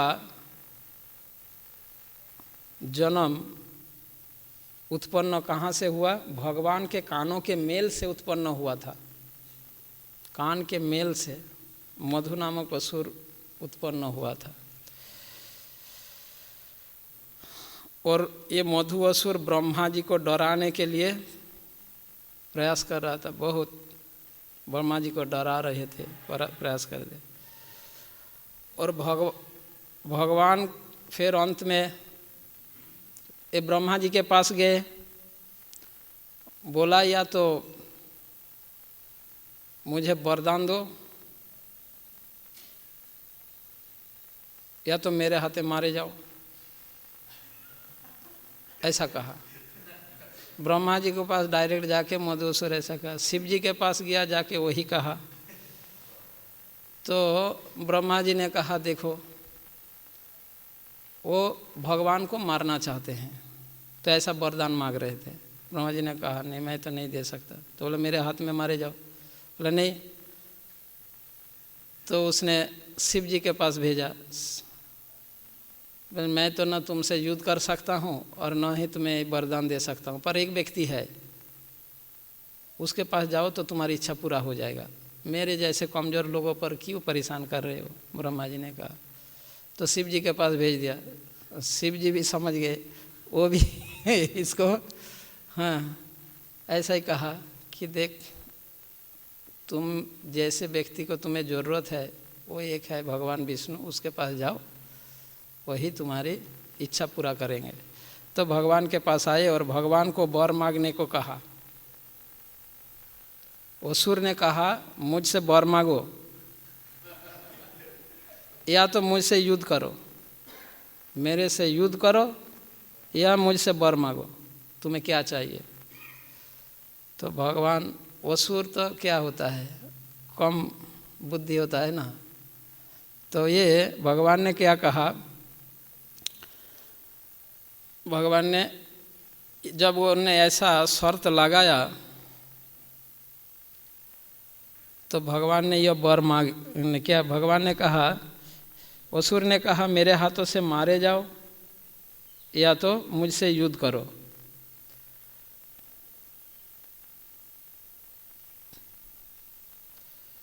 तो ऐसा शर्त लगाया।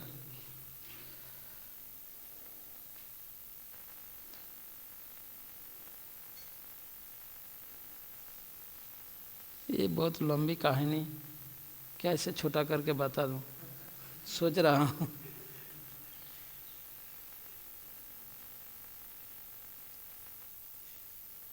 भगवान के साथ मधुसूर का बहुत लंबी समय तक युद्ध हुआ।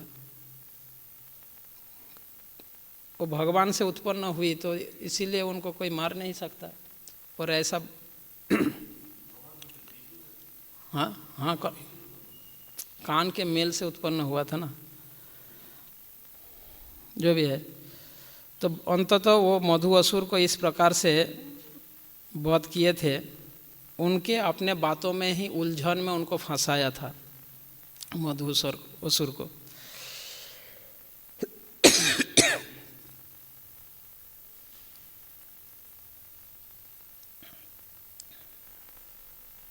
वो बात इस प्रकार उलझन में फंसाया था, एक शब्द में ऐसा कहा जाए, भगवान ने यह कहा, असुर ने यह कहा,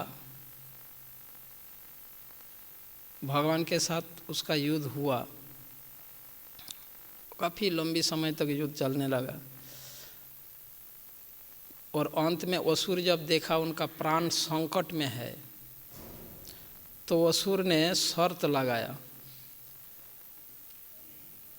कि तुम ऐसे जगह में छुपो जहाँ, उन्होंने कहा उन्होंने तब भगवान ने उल्टा उनसे कहा कि तुम वर मांगो या तो मारे जाओ, दोनों में से एक चुनो। तब असुर ने कहेंगे ठीक है। असुर तो यह युद्ध बंद नहीं करना चाहते थे और भगवान जानते हैं इसको युद्ध करके नहीं मारा जा सकेगा, इसीलिए भगवान के प्लान के अनुसार उन्होंने मधुसूर को यह कहा, मधुसूर ने कहा कि जहाँ पर जल न हो ऐसे जगह में अगर मुझे मार सको तो मार सकते हो। क्योंकि असुर यही देख रहे थे, कारण समुद्र में तो भगवान लेटे हुए थे, सब सारी जगह में जल ही जल है और कुछ है ही नहीं। तो भगवान ने अपने जंघा पर रख कर उसको मारे थे, सुदर्शन चक्र से उसको मार डाला था। पर ये बहुत ही लंबी स्टोरी है उसके बीच में। तो मधु नामक असुर को वध किया, जिस कारण भगवान का यह नाम पड़ा मधुसूदन। मधुसूदन शब्द का एक और अर्थ होता है दूध या दूध से बने पदार्थों को फेंकने वाला। सूदन शब्द का अर्थ फेंकना, सूदन शब्द का अर्थ वध करना, सूदन शब्द का अर्थ फेंकना, थ्रोइंग, थ्रो करना, फेंकना। तो मधु शब्द के अनेक अर्थों में से एक अर्थ है दूध या दूध से दूध का जो बाई प्रोडक्ट, मिल्क का जो बाई प्रोडक्ट, उसको भी मधु कहते हैं। तो ऐसे वस्तु को फेंकने वाला वो कौन है? कौन फेंकते थे? भगवान कृष्ण बंदरों को खिलाते थे, फेंकते थे, इसलिए उनका नाम मधुसूदन। एक अर्थ यह है। और मधु शब्द के एक अर्थ है जल, जल को भी मधु कहते हैं। और सूदन शब्द का एक अर्थ होता है अंगीकार करने वाला, स्वीकार करने वाला, जल को अंगीकार करने वाला, स्वीकार करने वाला।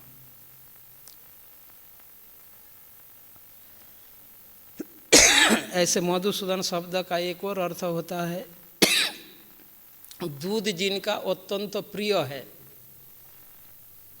दूध जिनका अत्यंत प्रिय है, उसको, उनका नाम भी मधुसूदन होता है।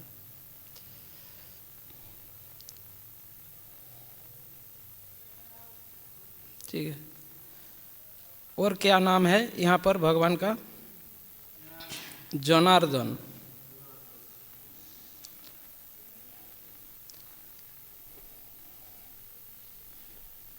जनार्दन शब्द जन तथा अर्दन, ये दोनों शब्द मिलकर जनार्दन शब्द हुआ। जन शब्द का एक अर्थ है स्वजन, निजी जन, और अर्दन शब्द का अर्थ है पीड़ा पहुंचाने वाला, क्लेश पहुंचाने वाला, पीड़ा, कष्ट पहुंचाने वाला। तो जनार्दन ऐसा व्यक्ति जो अपनी निजी जन को पीड़ा पहुंचाता है। भगवान अपने भक्तों को पीड़ा पहुंचाते हैं। तो इसलिए उनका एक नाम जनार्दन। जनार्दन शब्द का एक अर्थ जन मतलब दुर्जन और अर्दन मतलब पीड़ा देना। दुर्जन मतलब असुर, राक्षस। ये असुर तथा राक्षस को पीड़ा पहुंचाते हैं, भक्तों को भी पीड़ा पहुंचाते हैं, असुरों को भी। भक्तों को पीड़ा देने का कारण करीब लाने के लिए, टेस्ट करने के लिए। जनार्दन, अर्दन शब्द का एक अर्थ एक्सपर्ट, निपुण, और जन मतलब दुर्जन, असुरों को विनाश करने में निपुण है, इसीलिए नाम है जनार्दन।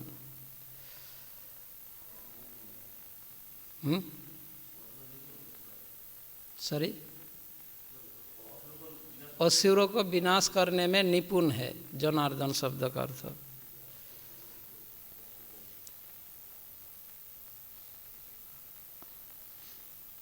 जनार्दन शब्द का एक और अर्थ है ऐसा व्यक्ति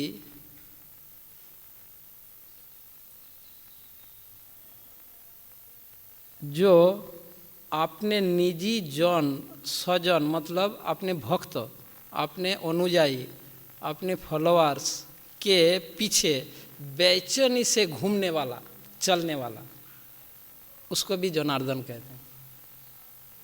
ठीक है। ऐसा व्यक्ति जो अपने भक्तों के पीछे बेचैनी से हैं घूमने या घूमते हैं या चलते हैं। भगवान अपने प्रिय भक्तों के पीछे बेचैनी रहते हैं, भक्तों के साथ पाने के लिए, भक्तों के साथ रस आस्वादन कर, भक्तों के पीछे बेचैन रहता है भगवान, इसलिए भगवान का एक नाम जनार्दन। और चाहिए मीनिंग? हाँ, आचार्य ने निकाला।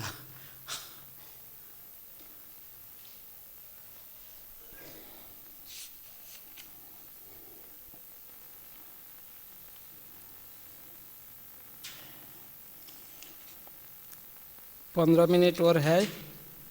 श्लोक संख्या 36।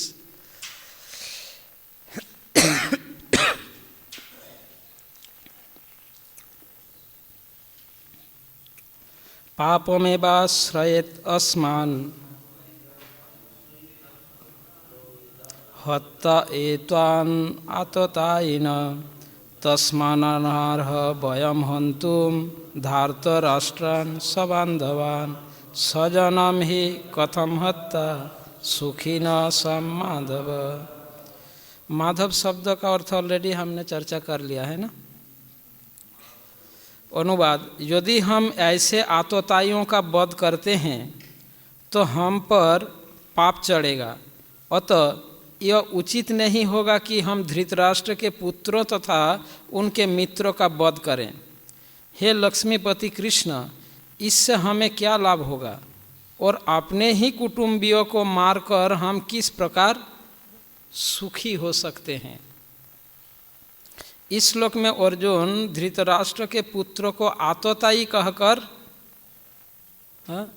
वर्णन कर रहे कि धृतराष्ट्र के पुत्रों वे आतताई है, और आतताई को वध करने से कोई पाप नहीं होता है ना।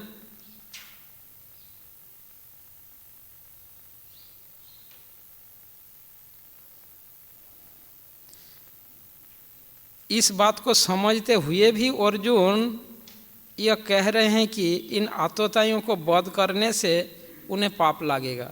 ऐसा क्यों?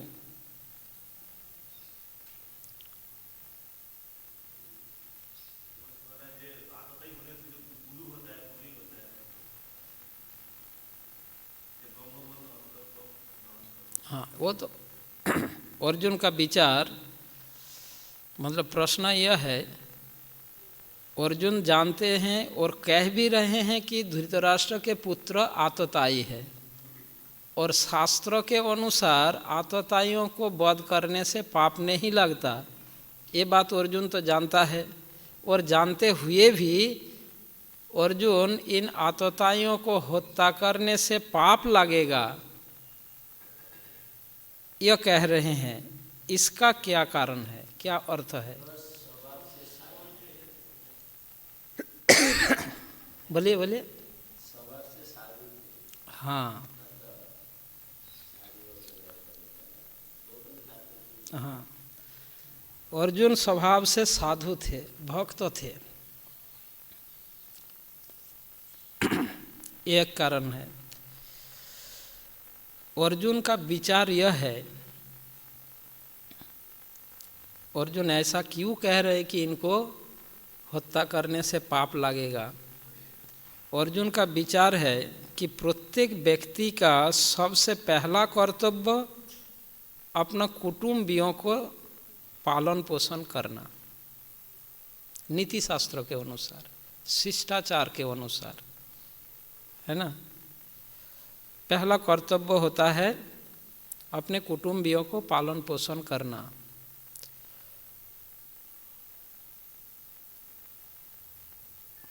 और अपने कुटुंबियों को हत्या करना नीति शास्त्र के अनुसार बड़ा पाप होता है ना।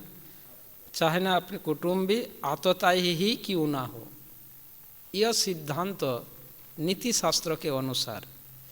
परंतु नीति शास्त्र से श्रेष्ठ धर्मशास्त्र है, धर्मशास्त्र से भी श्रेष्ठ भक्ति शास्त्र है। भगवान अर्जुन की इन तर्कों को खंडन करेंगे आगे चलकर।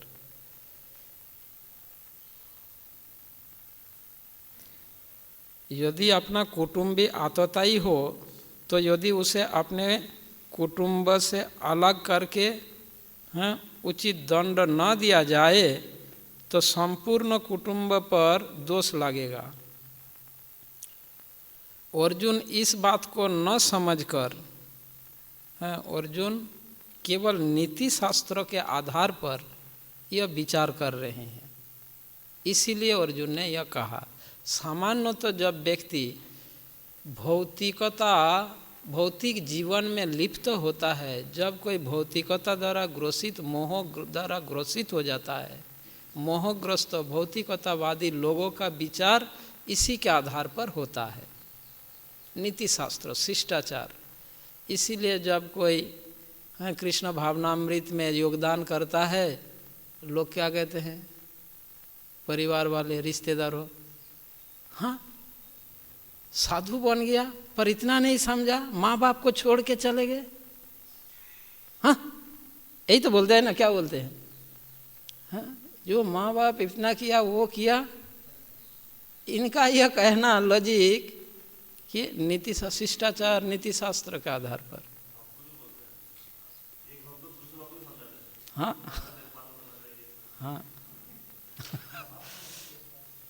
डिपेंड करता है हमारा धरातल क्या है।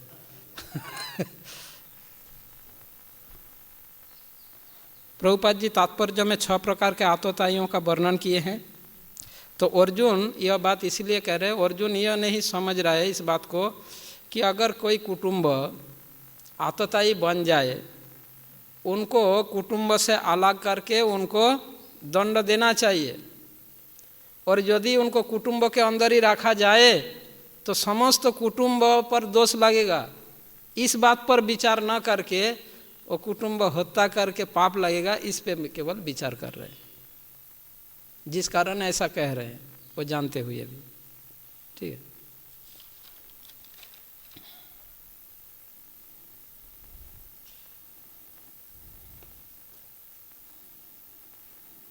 ठीक है। आज 5 मिनट पहले आप लोगों के लिए कोई प्रश्न हो तो पूछ सकते हैं। आप एक बात को 2 मिनट नोट कर सकते हैं जो मैं कहने जा रहा हूँ। अर्जुन का युद्ध न करने हेतु दिए गए तर्क को सूचीबद्ध करें, है ना। कौन सा नंबर का प्रश्न? 8 नंबर। युद्ध न करने के हेतु अर्जुन के द्वारा दिए गए तर्कों का सूचीबद्ध करें। तो आप नोट कीजिए,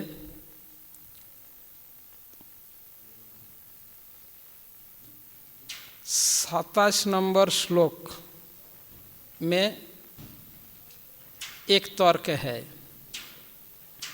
वह है करुणा। करुणा के कारण वो युद्ध नहीं करना चाहता। एक कारण करुणा, जो 27वें श्लोक में है। 30 से 35वें श्लोक तक अर्जुन जिस तर्क को प्रस्तुत कर रहे हैं वह है सुख भोग, जड़ सुख भोग। वो तर्क दे रहे हैं कि मैं जड़ सुख भोग मुझे नहीं चाहिए, इसके आधार पर तर्क दे रहे हैं। इस पृथ्वी तो दूर की बात, हाँ पूरे तीनों लोग भी मिल जाए, हाँ ऐसे बात, जड़ भौतिक सुख भोग के आधार पर तर्क दिया, जिसका आपको मिलेगा 30वें श्लोक से 35वें श्लोक तक। फिर 36 से 44 तक, इसमें आपको पाप के प्रतिक्रिया, उनका जो तर्क है पाप के प्रतिक्रिया, इसके आधार पर उसने तर्क दिया। पाप होगा, इन लोगों जो हत्या हो जाएगा, पाप होगा, और पाप के प्रतिक्रिया मुझे भोगना पड़ेगा, मुझे नरक में जाना पड़ेगा, पाप का प्रतिक्रिया। यह लॉजिक, यह तर्क दिया। पाप के प्रतिक्रिया के विषय में दूसरे अध्याय के 5वें श्लोक में भी अर्जुन ने कहा।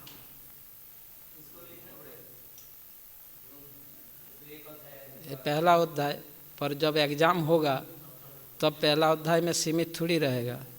प्रश्न रहेगा अर्जुन का युद्ध न करने का हेतु का सूचीबद्ध करे, है ना। तो आपको ये नहीं कहा जाएगा पहला अध्याय से सूचीबद्ध करें, है ना। दूसरे अध्याय का 5वीं श्लोक। अब चौथा कारण कुल क्षय, हाँ कुलक्षय। कुलक्षय ये 37वीं श्लोक में है और 43वीं श्लोक में, 37 से 43। हाँ दोनों ही है। हाँ जैसे पाप के प्रतिक्रिया का विषय में भी है 36 से 43 और 37 से 43 कुलक्षय के बारे में भी वर्णन है, दोनों ही है। पहला फर्स्ट चैप्टर 37 से 43 कुलक्षय के बारे में भी है और पाप के प्रतिक्रिया में भी है, दोनों ही रिलेटेड है ना। और 5वां कारण तर्क यह दिया, 5वें विषय में तर्क दिया अर्जुन, वह है अनिर्णय, इनडिसिशन, अनिर्णय। ये दूसरे अध्याय के 6 और 7, 6 और 7, हाँ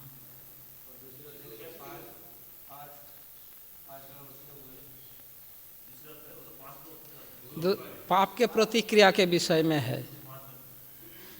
अर्जुन का युद्ध न करने का उसने जो तर्क प्रस्तुत किया, ये 5 विषयों पर तर्क प्रस्तुत किया, वो मैंने लिस्ट बना दिया आपको। करुणा के ऊपर तर्क दिया, जड़ सुख भोग के आधार पर तर्क दिया, पाप के प्रतिक्रिया के आधार पर तर्क दिया, आर्गुमेंट किया, और कुलक्षय के आधार पर तर्क दिया, और निर्णय स्थिति के आधार पर तर्क दिया। बस ये 5 विषयों पर उनका तर्क, आर्गुमेंट। और ये 5 विषय किन किन श्लोकों में है वो मैंने नोट करवा।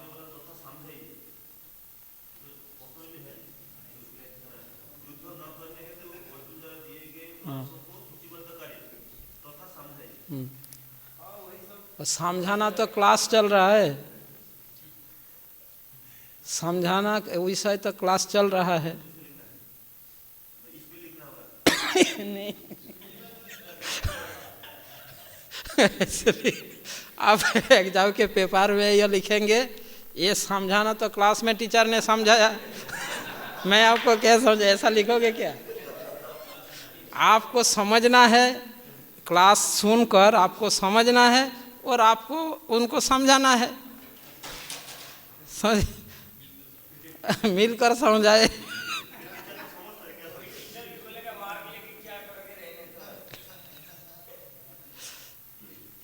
समझाइए मतलब उसको एक्सप्लेन करना है, ठीक है, थोड़ा थोड़ा एक्सप्लेन करना है।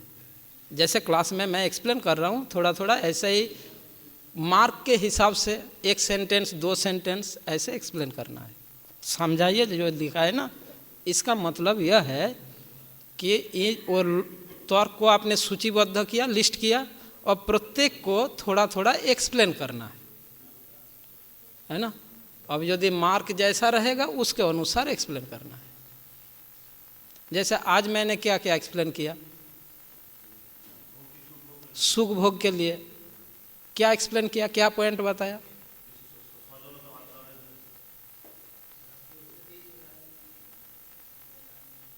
बताओ क्या एक्सप्लेन किया? अर्जुन ने तर्क दिया कि मुझे न राज्य चाहिए न सुख चाहिए। हाँ तो मैंने किस पॉइंट पर बताया? श्रेय और प्रेय और कुटुंब। हाँ तो आपको इसमें ध्यान रखना होगा कि जैसे मैंने तर्क को एक्सप्लेन कर रहा हूँ, अब आपको उन एक्सप्लेनेशन को आपको लिखना होगा। अब आपको दिखना है कि कितना मार्क है, उसके हिसाब से आपको एक्सप्लेनेशन देना है, ठीक है। ऐसा नहीं कि पूरा के पूरा एक्सप्लेनेशन देना है, मार्क के अनुसार एक्सप्लेनेशन देना है। पहले लिस्ट आउट किया और प्रत्येक को ले लेके थोड़ा थोड़ा एक्सप्लेन करना।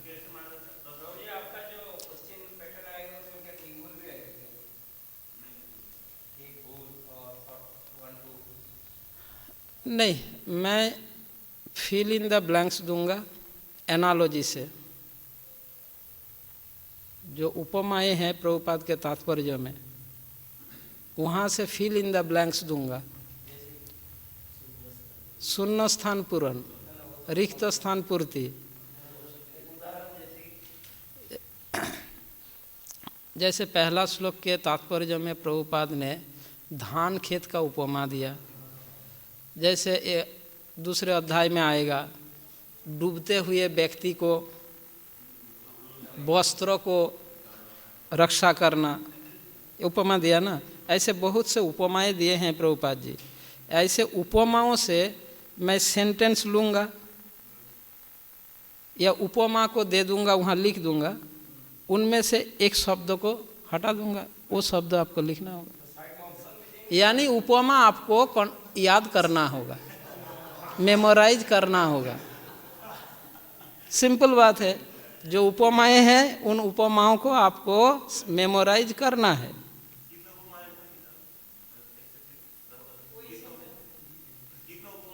कितना उपमाएं हैं गिनती तो किया नहीं।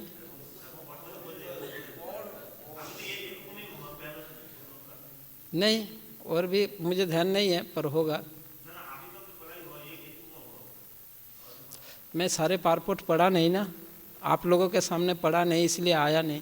हो सकता है जो हैंडबुक है ना, स्टूडेंट हैंडबुक है ना कोर्स का, उसमें उपमाएं अलग से दे के रखा गया और उसमें मेंशन है किस अध्याय के किस श्लोक में तात्पर्य में ये उपमा है, वो भी उसमें मेंशन है।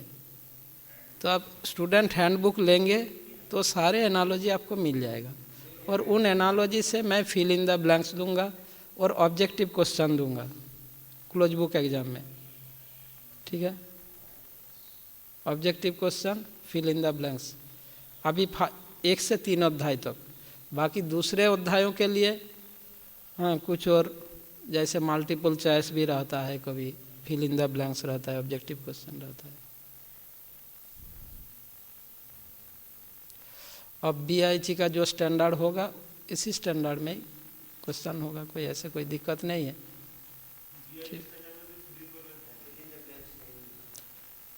BIG स्टैंडर्ड में फिल इन द ब्लैंक्स है।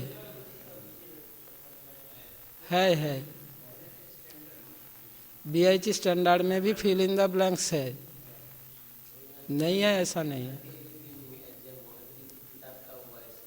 वो दिया नहीं, टीचर ने नहीं दिया, वो टीचर ने नहीं दिया, उन पर डिपेंड है, वो दे सकता है नहीं भी दे सकता है। और BIG की इस क्वेश्चन बैंक में भी फिल इन द ब्लैंक्स है, ठीक है।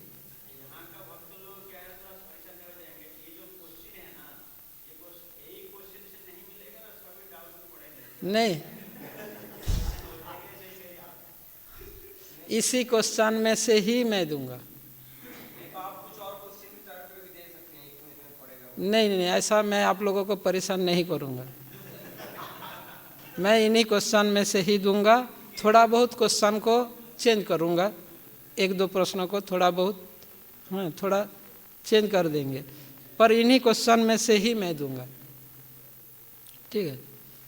मेरा उद्देश्य नहीं है आप लोगों को परेशान करना, ठीक है, यह उद्देश्य है।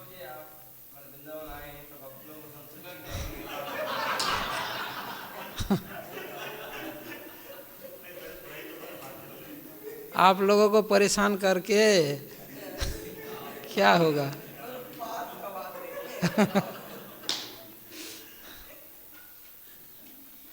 आप सभी मुझ पर सदैव रहिए, मुझ पर कृपा कीजिए, बस इतने काफ़ी है।